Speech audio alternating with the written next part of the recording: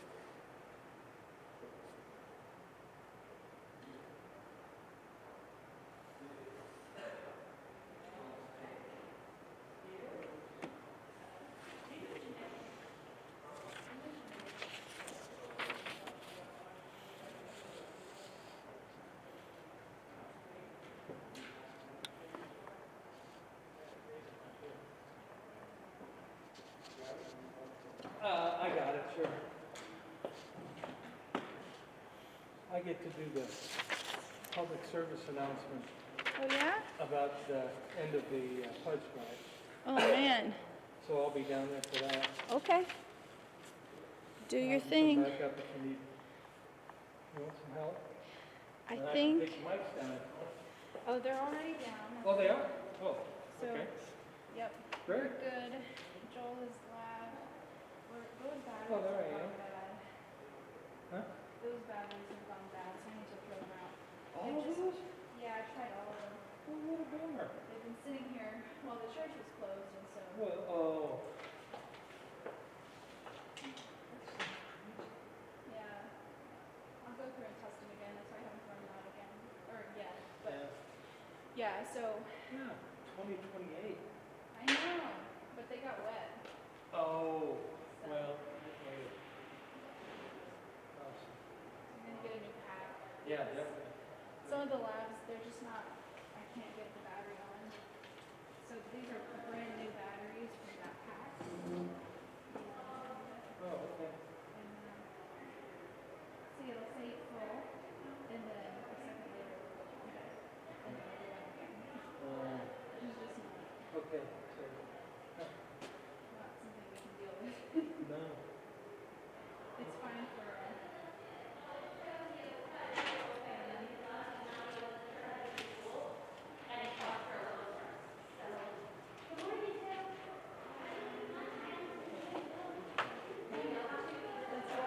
Yeah, that's how I had it. We were working with the system. Oh, do you know what to do about this, Ron? So, it's got some battery. Hello, hello, hello. It says it's on mute, but I don't know how to mute it.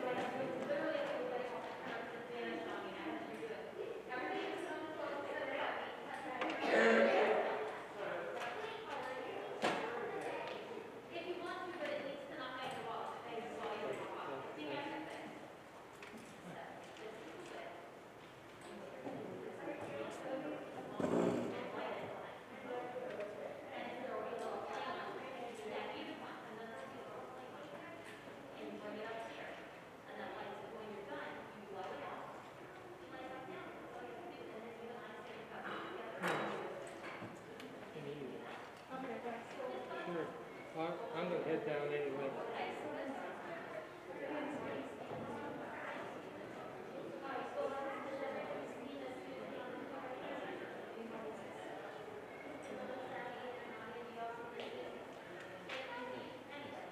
Test, 1, 2. Test, 1, 2.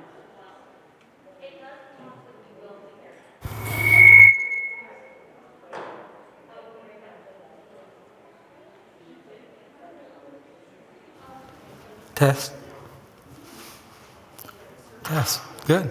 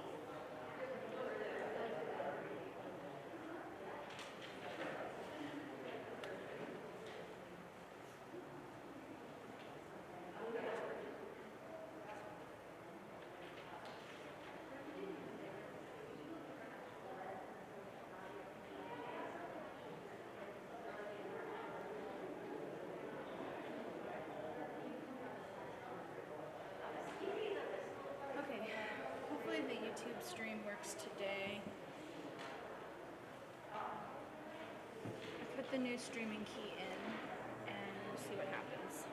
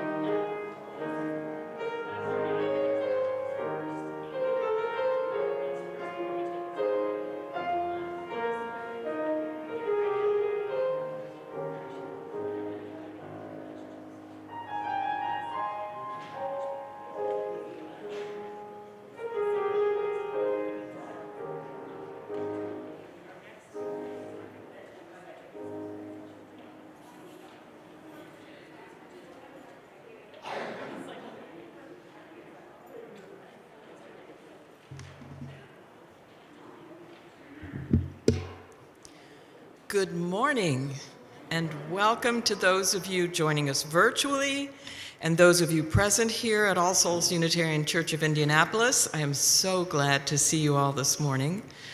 I am Sandy Reed Ryberg, serving as the worship associate for today's worship service, my first time since recovering from hip replacement surgery. Thank you. If you are visiting us this morning, we are so glad you are here with us. We welcome you and invite you to bring with you this morning your whole self and all of your lived experience as you join us in worship. This morning, the 2-year anniversary of everything shutting down for the coronavirus. Our interim minister, Reverend Joel Miller, who is serving us until we call our new minister, will address the current crisis in Ukraine and will consider this situation in light of the 5th of the 7 principles by which Unitarians currently view our religious practice. That principle has to do with the use of the democratic process within our congregation and the wider world, and the right of conscience involved in that process. I'm always reminded when thinking of the democratic process of the remark attributed to Winston Churchill that democracy is the worst form of government except for all of the others that have been tried. And that is the reason that people for hundreds of years have given their lives to preserve the practice of democracy and are doing so today in Ukraine.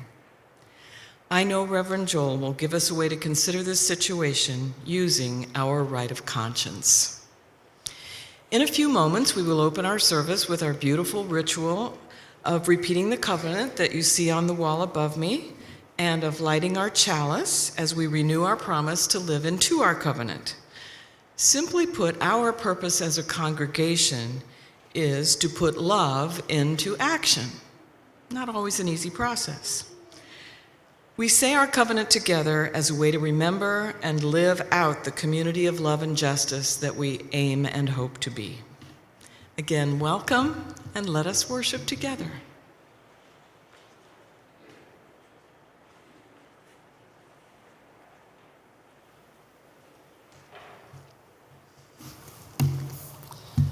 Unitarian Universalist minister Reverend Tanya Marquez writes these opening words. It is a wonder and a mystery that our paths have crossed, that in the immensity of time, in the vastness of space, we coincide here. I am in awe at the ways in which our lives intersect, intertwine, at the beauty we create when we are together. May our coming together make us more compassionate, more just, more caring, more loving. May our hearts and minds be open to this offering. I am so glad you are here. So now let us worship. Let us marvel at the miracle of being here now with each other and the mystery that brings us together and brings life to this very world. Welcome.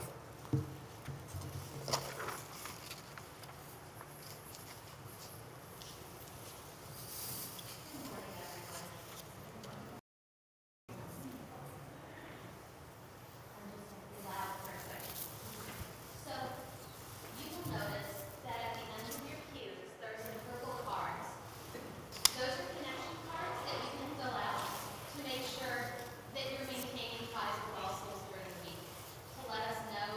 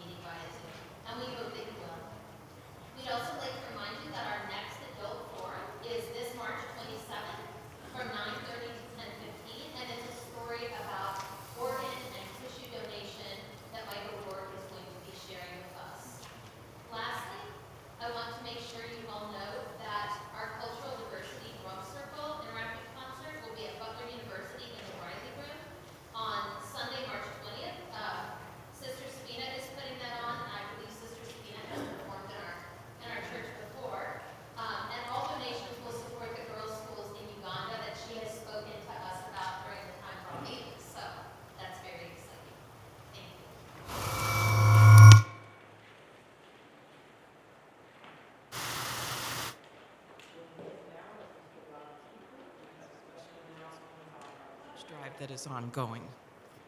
Thank you, Sandy. Good morning. Morning.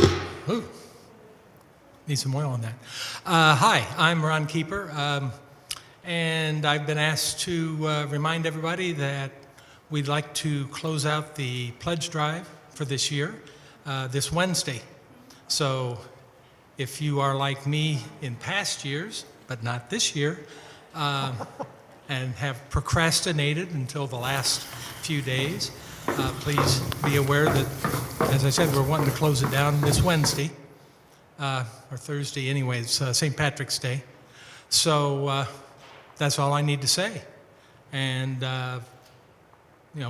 we're looking forward, obviously, to getting a new minister in and rejoining the church on a weekly basis with all the upgrades we've had over the last few years. So welcome back and get the pledge cards in. Thanks a lot.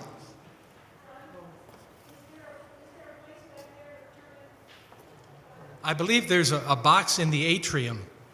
Is that right? It's still there. Okay. And there are coffee cups there too. If you don't have enough coffee cups at home, feel free to take one. Thanks, Ron.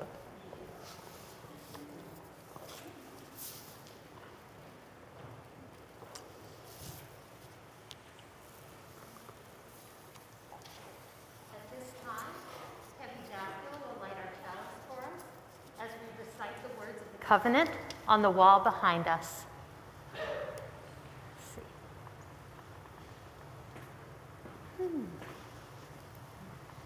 There you go. Good job. Whoops.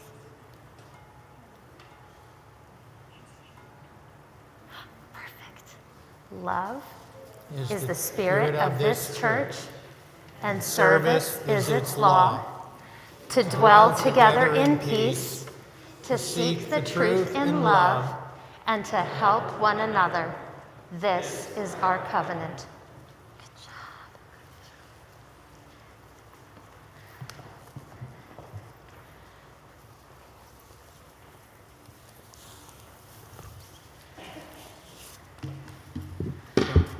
I don't get up quite as well as I used to yet. My reading this morning is a poem by Anne Weems. Anne passed away in 2016 at the age of 81. She was an author of books such as Reading for Rainbows, Kneeling in Jerusalem, Kneeling in Bethlehem, with beautiful poetry.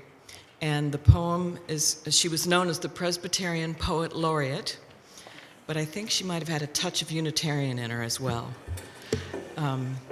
And the poem is entitled, I No Longer Pray for Peace. On the edge of war, 1 foot already in, I no longer pray for peace. I pray for miracles. I pray that stone hearts will turn to tender-heartedness, and evil intentions will turn to mercifulness. And all the soldiers already deployed will be snatched out of harm's way, and the whole world will be astounded onto its knees. I pray that all the God talk will take bones and stand up and shed its cloak of faithlessness, and walk again in its powerful truth. I pray that the whole world might sit down together and share its bread and its wine. Some say there is no hope, but then I've always applauded the holy fools who never seem to give up on the scandalousness of our faith, that we are loved by God, that we can truly love one another. I no longer pray for peace. I pray for miracles.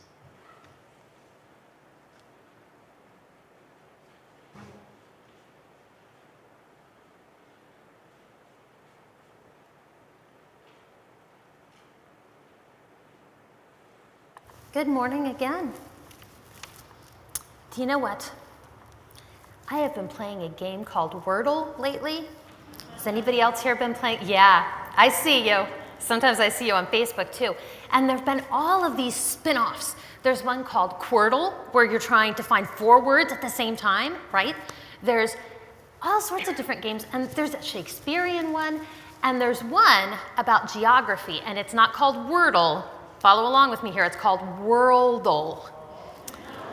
So I was playing Wordle yesterday, and I could tell I was looking for an island. And I looked and looked and looked, and I looked in the middle of nowhere, and it said, it's east of this place in the middle of nowhere, and it's west of this place in the middle of nowhere, and I thought, there's nothing there. And I finally found it, but do you know what I found out when I had to go and look it up on Wikipedia to even understand what this place was? I found out that humanity, right after we discovered it, we lost it for 70 years. This little tiny island, we couldn't find it at all. Somebody wrote down the coordinates wrong, and it's so tiny, and it's so much in the middle of nowhere that we just were like, well, we'll find it again eventually. Sometimes the way we think about places can be kind of funny. For example, there's a place in Europe called Transylvania. And if I say the word Transylvania anywhere outside of this room, what's the first thing that people are going to say to me? Dracula, vampires, yeah, 100, not the sparkly kind, like older than that, yeah. So we do think of vampires when we think of Transylvania, but it's actually a very important place for Unitarians.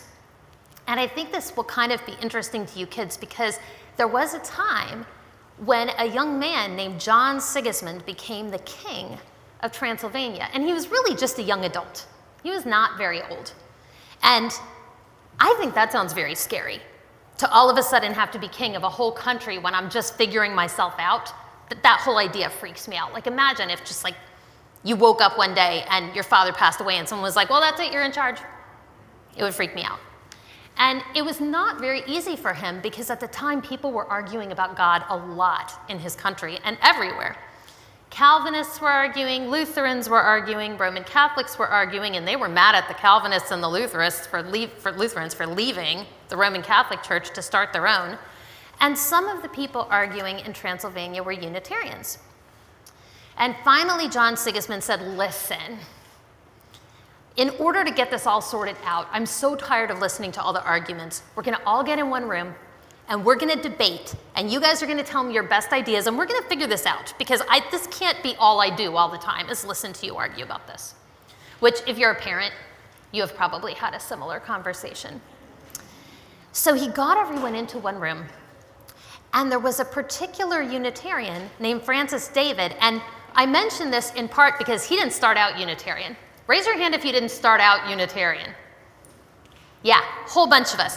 He had tried a lot of different religions, and as he kept thinking about his theology and as he kept thinking about his God beliefs, he kept moving around till he found the right place. And he finally thought, yeah, I'm a Unitarian, that's what I am. And because he'd done so much thinking about it, he made a really good argument. He made such a good argument that guess what? King John Sigismund became a Unitarian. And you might think when you hear this, when I study history, what I notice is that when kings and queens change religions, they often try to make everybody else change religions with them. And so you might be worried that that would happen. But that is not what happened here. Because part of being a Unitarian was saying, hey, listen, I got here by thinking carefully, using my right of conscience to decide what I believe. And that's something I think everybody should be able to do. And that's what King John Sigismund decided. He decided, yep, that's how Transylvania is going to be while I'm king. It's going to be a place where people can decide for themselves what they believe. And so today, when Reverend Joel is telling you about our 5th principle, about democracy, which means we all decide together, and about the right of conscience, which means what I think when I think really hard matters. I want you to remember that that's a right that you have, and that it's a right you can make sure others around you have as well. Thank you.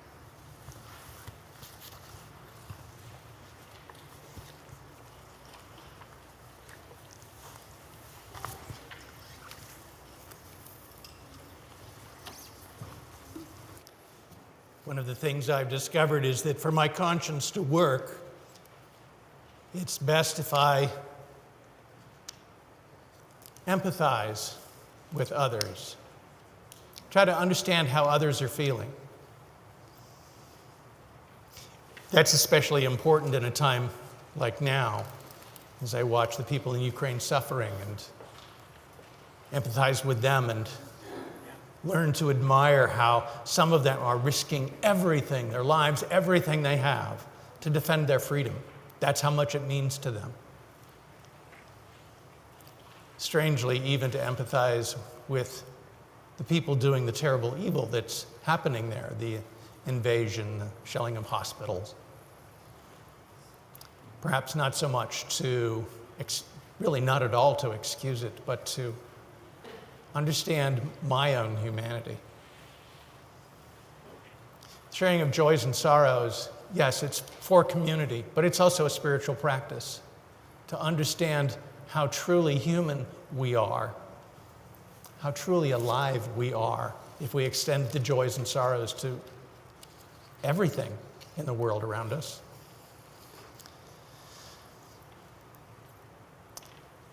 For our joys and sorrows as we celebrate them today, the ones that we name out loud, in addition to all of this joys and sorrows we brought, Robert Olson was a member of All Souls actually for over 60 years. I just looked it up.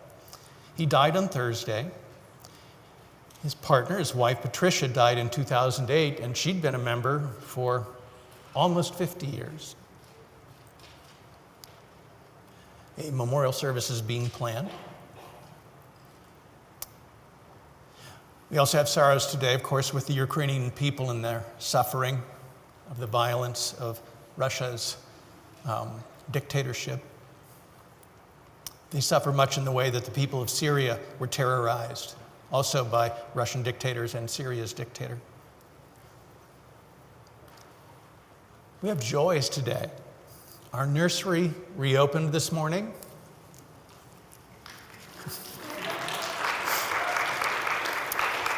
I was so excited about it that I actually stopped by last night to turn on the heat to make sure the babies would be warm.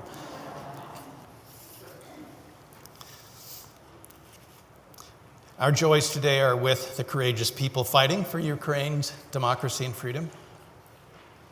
And it's both a joy and a sorrow to remember that it was 2 years ago that COVID arrived, that we went to virtual services. There are the sorrows of probably 2 million Americans who died, and I don't know how many people on this earth, many more than we've counted, we know. But joys also. The joys of science that brought us amazing vaccines. So many of us can be here now. We can be here in relative safety because of the joys of our science, our reason, our community. And for me, I want to emphasize what a joy it is to be here with you at All Souls. You're wearing your masks. The courage of your kindness to do that allows others to attend with the safety that they may need. Your practice of Unitarian Universalism, your kindness with the masks, you create a place where we are truly creating the possibility of freedom. Freedom is not something we have alone. Freedom is something we give one another. And for you, for All Souls, it is a great joy today. Thank you. Spirit of Life, we're here today because we believe what we do matters. We are here because we believe how we live our lives matters. That with every act of kindness or every act of meanness, an act of courage or fear, love or hate, with all of these, we are weaving the fabric of the universe. We are weaving together life itself. We come here because we need encouragement, a fullness of heart and life, because we need strength, because we can get so distracted, We can be so overcome by how we feel. We get in a rush to get to work, to get food on the table, to do the laundry, and we forget. And so we choose something easy to do instead of something that's harder, when really it was the harder path we should have chosen. The harder path is what our souls, our spirits truly long for. We're here because none of us is perfect, but we aspire to something greater, even than what we believe we're now capable of. We aspire, and so we come here to be inspired, to try again, to take another step, to find courage again, to find strength again. And because when it just gets so hard, to remember to laugh and to know joy. We are here for ourselves, but we're here for each other. We're here for this world. We're here for them. We are here because how we live matters. And how we live matters because it shapes everything that is.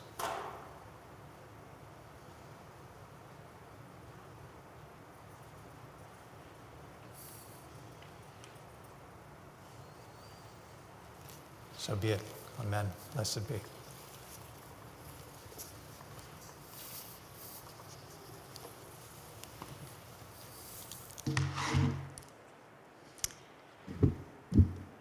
This is the time when we take our offering, and in general, we share our offering with an organization that shares our values. But today, 100% of our offertory contributions will be going to the Hungarian Unitarian Church's Providence Fund. It's a charity service, and our Unitarian churches in Hungary and Romania are a big part of the effort to support the more than 200,000 Ukrainian refugees. That number is probably higher as I speak. I'd like to read a statement from Gondesheli Segerserveja, I hope I've said that right, who describes the situation there right now. In Transylvania, refugees enter through two border points, about 180 kilometers or 110 miles from Cluj-Kolozsvár, the headquarters of the Hungarian Unitarian Church. Your donation will provide women and families immediate aid, such as transportation from the border, emergency shelter, food, water, hygiene kits, infant supplies, clothing, pet care, and psychological support.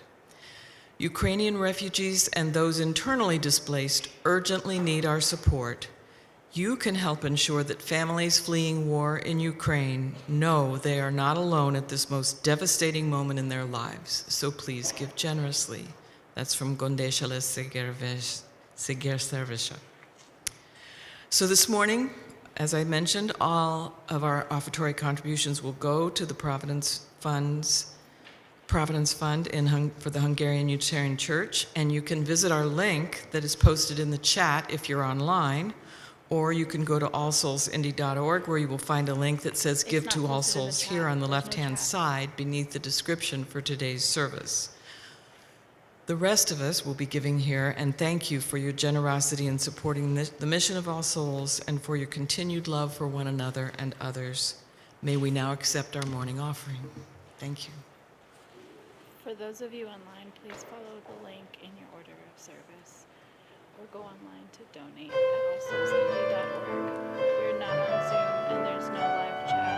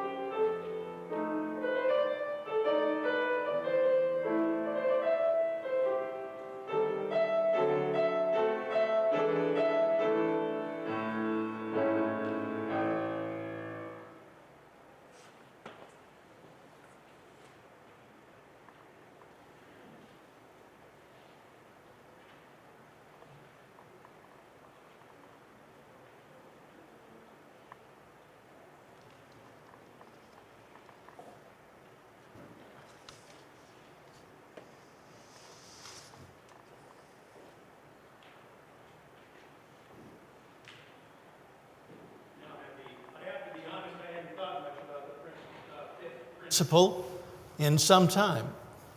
The fifth principle of the Unitarian Universalist Association, to affirm and promote the use of the democratic process in our congregations and in the world around us, and to support each other in the free use of our conscience. I suppose I should have been thinking a lot about it. I mean, I've been working with your Board of Trustees on policy governance, which is a way to truly enact democracy. That is, the will of the congregation, the vision of the congregation for what its ministry will be, how you're going to serve each other and the world around you. I sort of hadn't made the linkage. But it became really important to me, of course, in the last couple of weeks, as I got to think. I've been watching the reports on what's happening in Ukraine.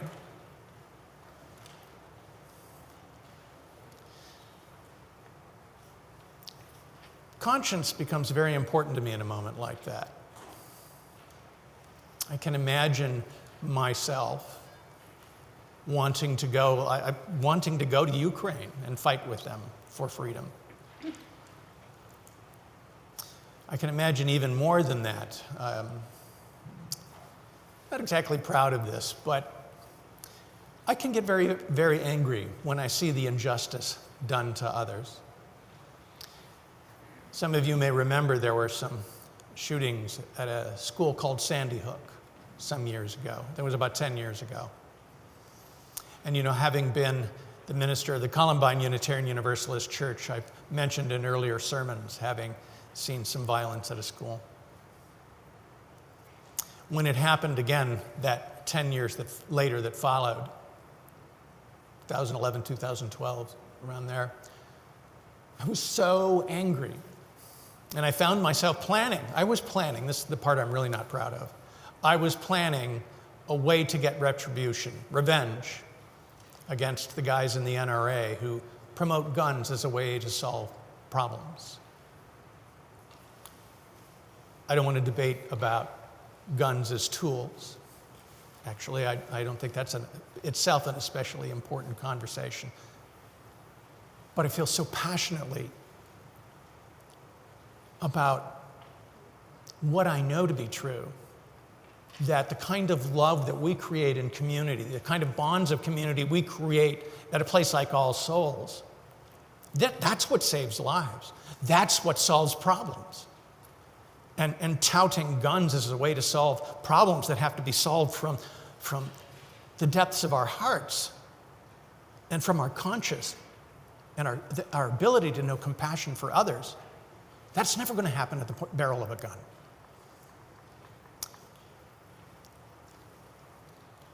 And it wasn't until the next day, when I woke up and I was still planning revenge, that I realized that's not who I want to be. And I'm a minister. I was a minister. I am a minister. And I think, what am I doing? Putting so much of my life and energy into that kind of thought of violence.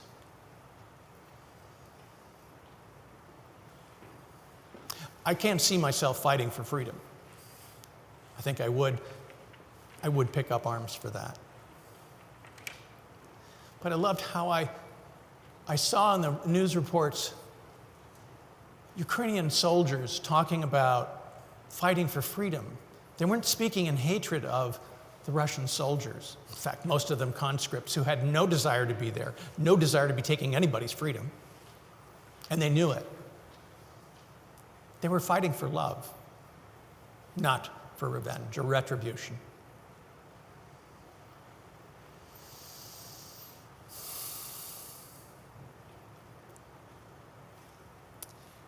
It's easy to become cynical, angry, when looking at the news and seeing what human beings can do to one another. But I was reminded by a friend earlier this week that, well, if you're cynical about, oh yeah, things are just always going to, turn out kind of badly, people are always going to be selfish, you're going to end up with a self-fulfilling prophecy. There's always a way to be proven right. But to live by love, to live by hope, We've been listening to Beethoven this morning. And I loved Beethoven as a kid growing up Unitarian Universalist. I loved Beethoven because of the hopefulness in the music that I heard.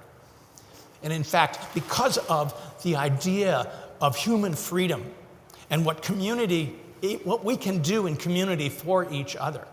We're going to sing a hymn at the end of the service. It's called Joy Thou Goddess, and it's based on a German poem by a guy named Schiller. And it's about the spirit of life flowing through us and giving us courage for living in beauty and joy with one another, even if it costs us everything. How else should we live? That same kind of bright spirit that is by which some Ukrainians are fleeing with their children to places of safety, and other Ukrainians are staying to fight for the freedom of their country. I can still sing the first lines of the hymn in German, actually, Beethoven's music. Freude, schöne Götterfunken-Tochter aus Elysium, wir betreten feuertrunken himmlische dein Heiligtum. Deine Zauber binden wieder, was die Mutter streng geteilt. Alle Menschen werden Brüder, wo dein sanfter Flügel weilt.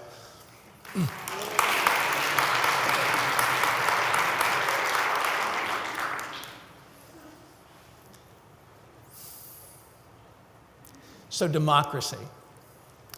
It takes me back to this fifth principle that we live by. And as I remember it, we are part and parcel of the roots of democracy, at least in the United States, if not in many parts of Europe. The Edict of Torda from King John, talking about the possibility of living together in peace, even with our differences or because of our differences. So we are not just the Puritans, but we're the Pilgrims. And they're actually two, don't ever conflate them, especially if you go to New England, because the historians will be really mad at you. So we're the Puritans, and we know that we're the Puritans because of the way we call ministers or organize our congregations. The building, the decisions about your building, for example, that's by vote of the people. When you call your next minister, it will be by a vote of the people. There's no boss somewhere that tells you who your minister is going to be. That's because of our roots in democracy, spiritual democracy. And then likewise, the Pilgrims, who were decidedly not Puritans, actually, when they came and, ended up in what's now Massachusetts. They were supposed to go to Virginia. And they realized, our mistake, we ended up where we wanted to end up.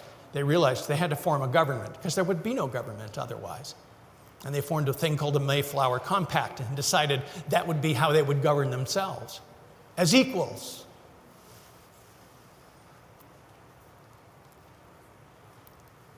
So we look at the Declaration of Independence. You can see the roots of our own spiritual tradition in the Declaration of Independence, in which the language said, all men are created equal.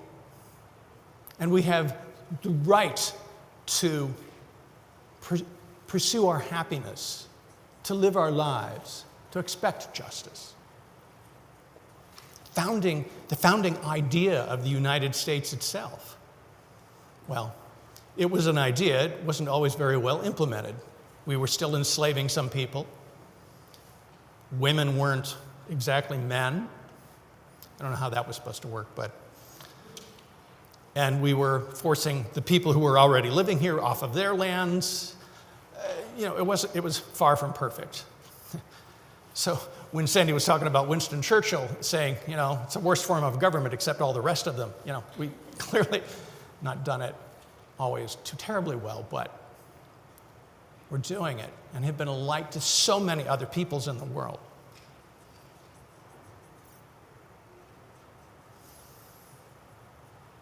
We've had crises many times in our history. The crisis of the Civil War. Were we truly going to give all people freedom?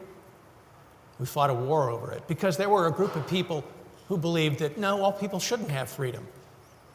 Some people should own other people, and that should be okay, because it's good for some people to be rich and others to be enslaved to those rich people. Fortunately, the right side was victorious in that war. But we struggled again in the 1890s. There was a class of people with a huge proportion of America's wealth. Andrew Carnegie said, it is right that some people live in great vast houses and some people live in little huts, because those who live in the vast houses have special abilities, and they should be rewarded for using their special abilities properly. We went through the same argument again in the 30s. In fact, the grandfather of one of our presidents tried to overthrow the United States to replace it with a dictatorship. We're going through that again even now, with some who believe that we can take away the right of some to vote based on their color or their heritage, the language they speak. Perhaps even that we ought to simply do away with democracy altogether and just declare somebody the leader. We could end up easily with somebody like Vladimir Putin. In fact, if I think about it now, the past president actually still thinks Vladimir Putin's a great guy. Said so this week. In human history, there have always been those sociopathic guys who look around the village and say, I want to be the one in charge. And with whatever bullying they have at their disposal, put themselves up as the lord of the area, or eventually the king or the emperor or the sultan or the emir, the duke, the prince, president for life. What are some of the current terms? Beloved leader, there are all kinds of terms for these guys. It can be really hard not to get cynical. It's hard for me not to get cynical. I get really angry. And then I remember, what is it we're doing here?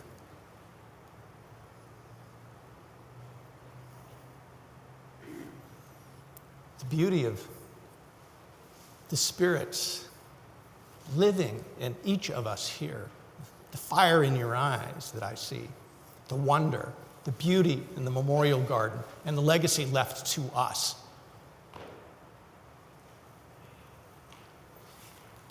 It's been a struggle. It's been a fight. It will continue to be a fight. When we gather in community, we can find again the courage, the hope that we need.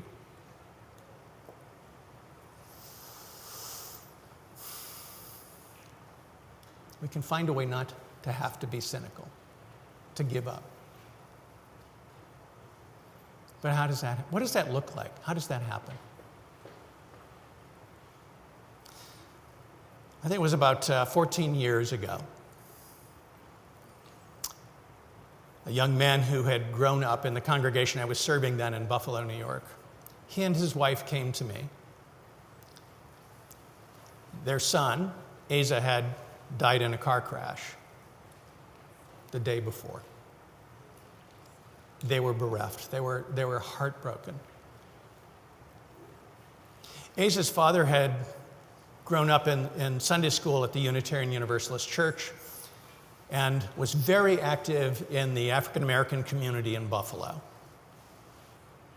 Bright, full of life. Asa had been just like his father, bright, full of life, engaging people, laughing, looking for the things that are beautiful, impatient with meanness, with cynicism. And Asa's mother, Eritrean, from the northeastern part of Africa. And when there had been genocide there, terrible things had happened there. She had been 13 years old, 14 years old. She walked across the continent of Africa to be free and to be safe. Africa's a big place. It's like as big as 3 United States. She walked across the whole thing for freedom. So they came to me and we wanted to celebrate Aza's life. And it was going to be, we knew it was going to be, there were a lot of people going to come to this memorial celebration of Aza's life. And so we started planning it. We knew we'd have to put some speakers out on the lawn. We knew there'd be more than the 600 people we could really jam into the sanctuary at the UU church there. So we had speakers and monitors outside for other folks we expected might come.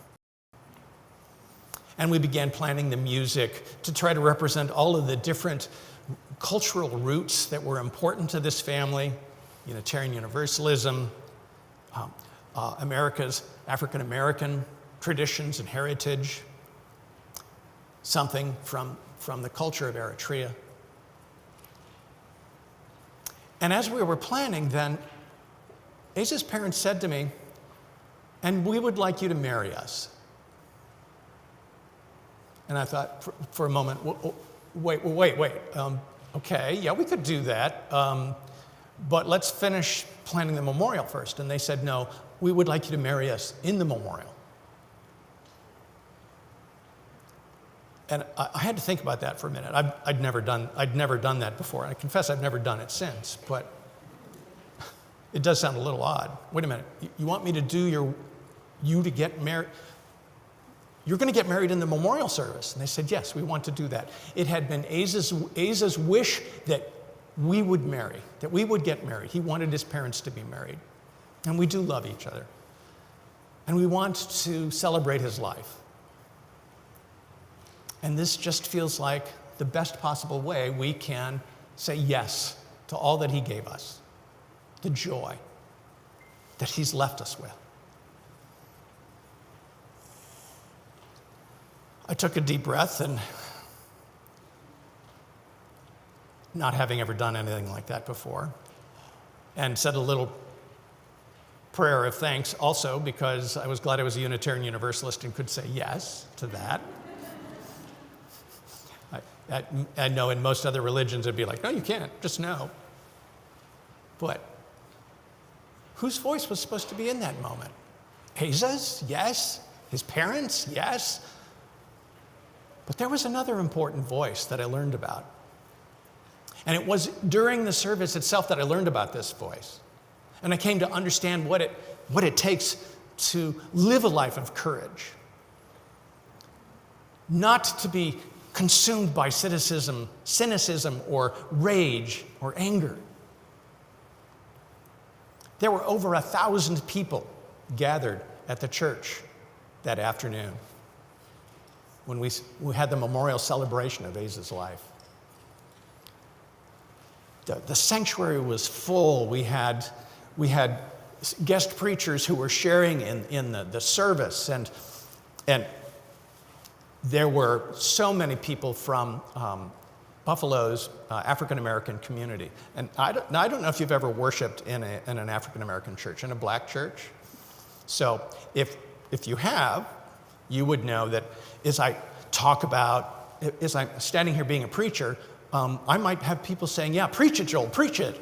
Or I might be telling a hardness of story. I might be confessing to the fact that sometimes I find myself thinking about thoughts of revenge and retribution, and nodding heads like, yeah, no, yeah, we don't want to do that, do we? Helping me out a little bit. And it's an amazing feeling to be able to do that. Now, here we were in the memorial. The same thing was happening. It's talking about how Aza, this bright, beautiful boy, and he would just smile at you, and you couldn't help but feel yourself well up with your own smile. Those who knew him just, yeah, preach it, Joel. That's it.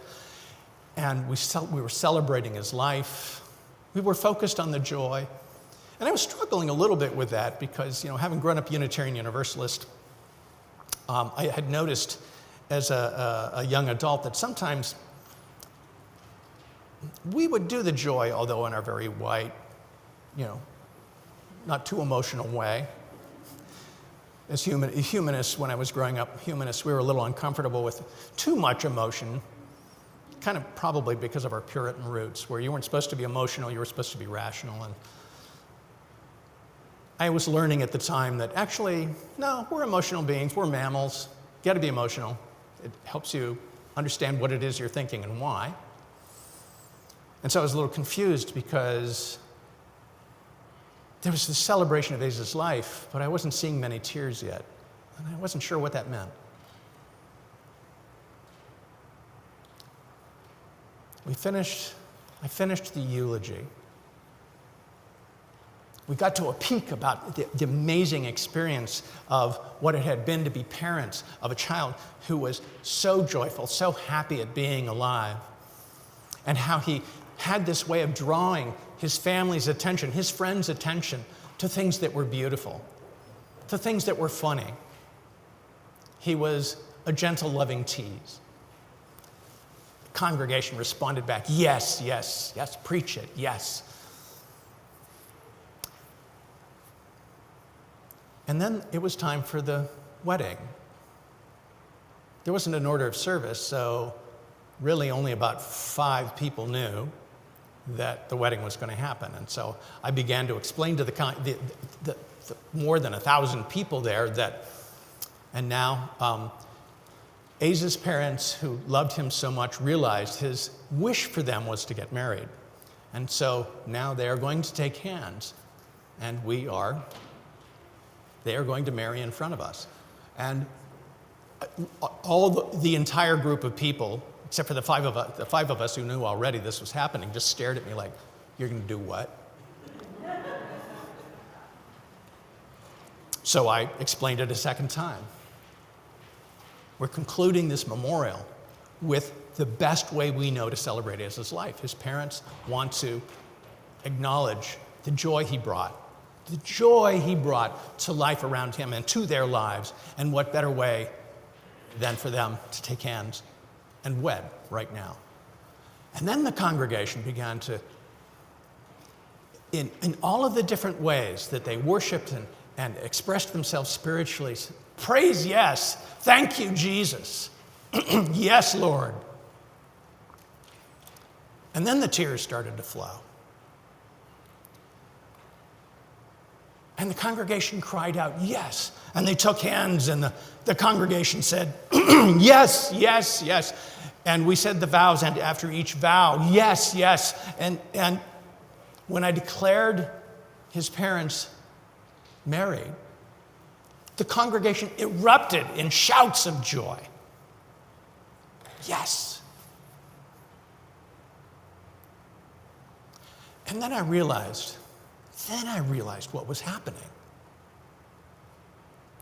Aza's parents were refusing to sink into just despair, not to ignore their grief or their loss, but not to just get lost in despair or cynicism.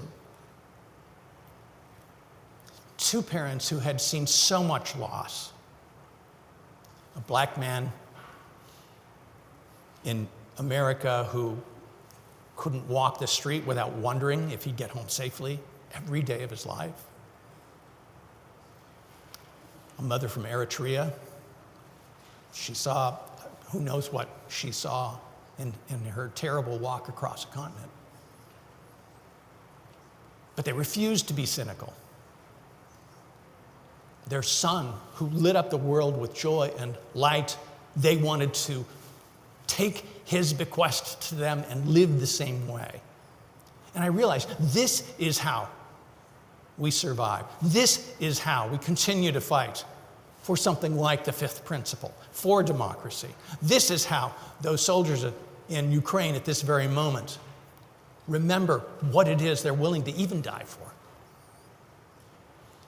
For the joy of being alive, of being able to come here and sing. To remember how the people who came before us left us this building, left us this music. They did it out of their joy for what they knew about life and being connected, and what they knew was possible for us. And no one can take that away. No dictator can take our joy away.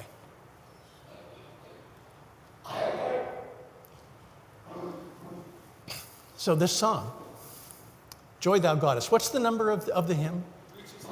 327. So it's 327. It's in those gray hymn books. We'll sing the English. You've heard the German already. So remember joy. The great lesson the great gift of knowledge I was given by the African American people in the church that day, 14 years ago. A way of being in the life of people who know what it is to be a refugee, know what it is to suffer. Return to joy. Don't let cynicism or despair take over your soul. So we'll sing it.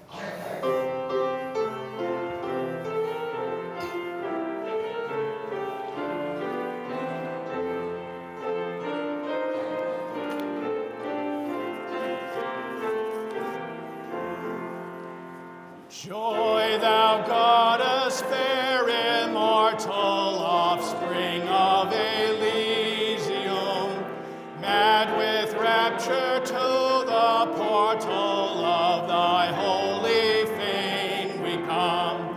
Fashion's laws indeed may sever, but thy magic joins again. Humankind is one forever, 'neath thy mild and gentle reign. Joy in nature's wide dominion, mightiest cause of all is found, and 'tis joy that moves the pinion when the wheel of time goes round. From the bud she lures the flower, suns from out their orbs of light. Distant spheres obey their power, far beyond all mortal sight. Please be seated. As you go out into the world now, although hopefully you'll stay for the congregational meeting, as we exercise that tradition of democracy in our spiritual community, remember that light of love, of joy. And when you have lost it, call up a friend, call up your minister, listen to some freedom music, perhaps some Beethoven. Know that you don't have to do this alone. There is always the spirit of love, and that there are always friends ready to be with you through all of these journeys, however hard, however joyful. Go in peace, be in peace. We are together, and we'll be together again and again.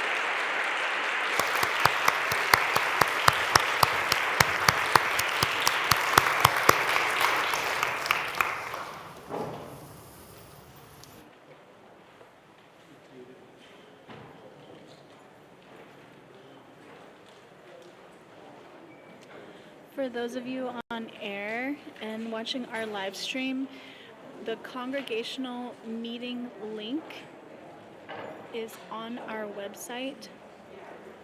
So please go to our website, allsoulsindy.org, if you would like the link to join our congregational meeting.